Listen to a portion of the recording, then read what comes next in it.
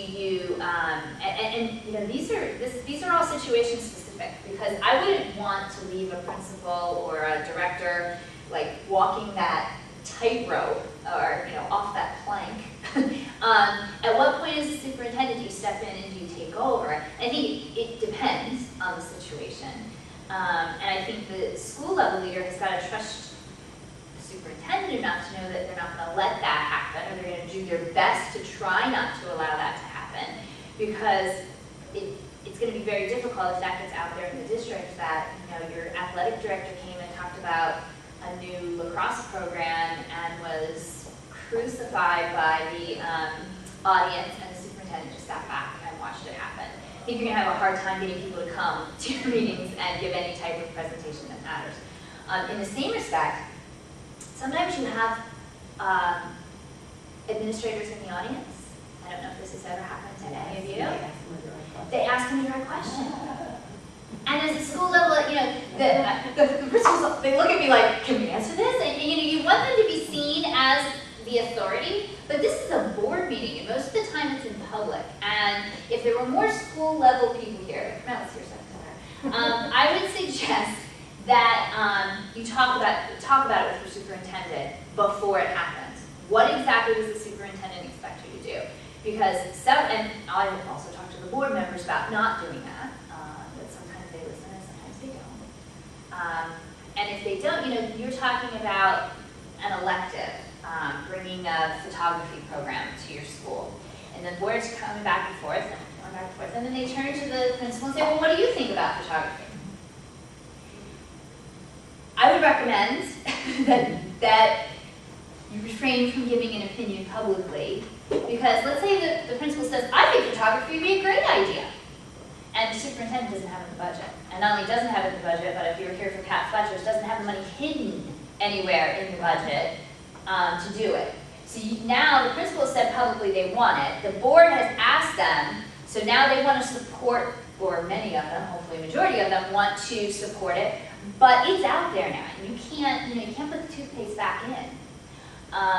So in that situation, what I would have recommended the principals do, and this sounds political, and it sounds probably like one of the presidential candidates would respond, or someone running for office, but I'm all for deferring. And if someone asked our principal that question, one of our principals, I would hope they would be smart enough to say, well, I'd have to see how many kids really wanted photography and what the cost would be. If you want me to do that study, I would bring it to the board at next month's meeting.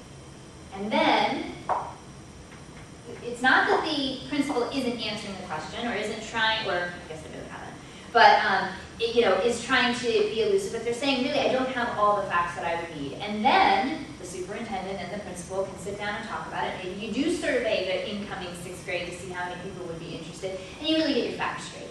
Because offering an opinion off the cuff in a public meeting is dangerous in all instances. I don't know if you've ever had that happen.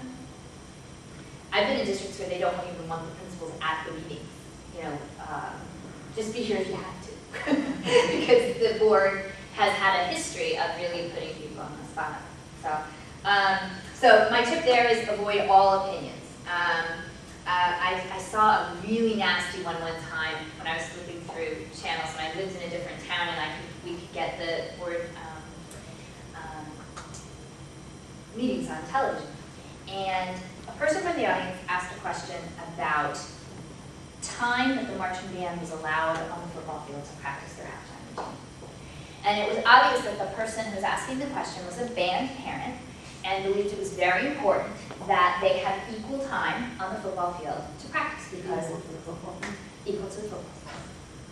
Okay, so that started the question. So now you can tell your board members to say thank you and we'll look into it. You can tell it's the board president's meeting. So if we ran the meeting, we'd say thank you, we'll look into it and get back to you. But oftentimes the board president, who is an elected official and who sometimes has constituents in the group and wants to says, well, that's a very interesting dilemma. I wonder, what, and maybe some board members start to talk about it, and then they turned to the high school principal, and one board member said, well, what do you think? Does the band have enough time? And in this case, which, you know, I was trying to go through the TV. Don't say it, don't do it. You don't even understand. Went down the road of how important football is to the district, how much money it brought in, how much it was the high profile, how people came to see the football game. Couldn't tell us about the band. And you could feel, and the cameras were focused on the Board of Ed, and so that you didn't see the audience. You could almost feel this band parent and every person she brought with her, the collective anxiety raise. You could see the board members and the superintendent's eyes widening, like, oh, please stop talking, except for the one who asked the question, who was silly enough to ask the question. And it became a bad problem for a long period of time. So I would suggest deferring. And so I said to myself, okay, well, we know that was wrong. What should the principal have said? And the principal should have said, I don't know, you guys have something you would think the principal should have said? Board member says, do you think the band has enough time on the football So, field? to be completely honest, it's the athletic director that schedules that facility. I don't have the number of minutes in front of me, but let me take a look at it and I'll get back to you tomorrow. I'll get back to you tomorrow. That is the capital D, defer, capital D. I will get back to you on that. Yeah, let me see how much time, let me talk to the athletic director. And what I say to my administrators is I said, look, you may think that you're doing duck and cover, but what you just said in front of the Board of Education is that you've got statesmanship that will ultimately get you up there with your own superintendency. Because you did the right thing. If we would ever want that. Well, that's a totally different question. Totally different question. And a new question, because it used to be people wanted these jobs. But no, it's true. You know, it's funny though, because you watch the Sunday morning talking heads, you know, they have the politicians on, and you watch them bob through questions, you know, and they can take any issue, and no matter what how direct the question can be, they can skirt around it. And I get frustrated with that, probably like most viewers. But when you're in these positions, you realize that that's sometimes the only way to do it. Because to say, even if, once you talked to your athletic director, and once you found out that the band was only allowed on 15 minutes a week, you know, whatever the crack, and you realized it was unfair, and but you had a state championship coach, and we all know sometimes football coaches can take over a district. You know, we got the state champion coach who would never let the band, you know, you're looking at a major fight on your hands if you're going to ruin the turf. see. All right, so you even if, and I'm not,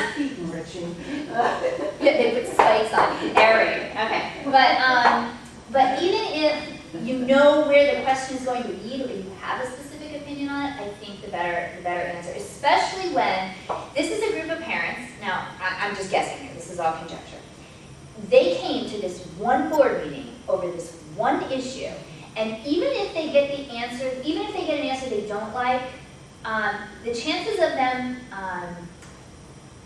coming back if they hear a deferral are very low. But if they get angry, then they start calling their friends, and then they're all back the next month.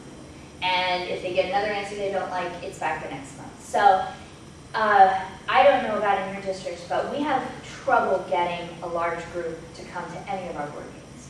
So I think it's really important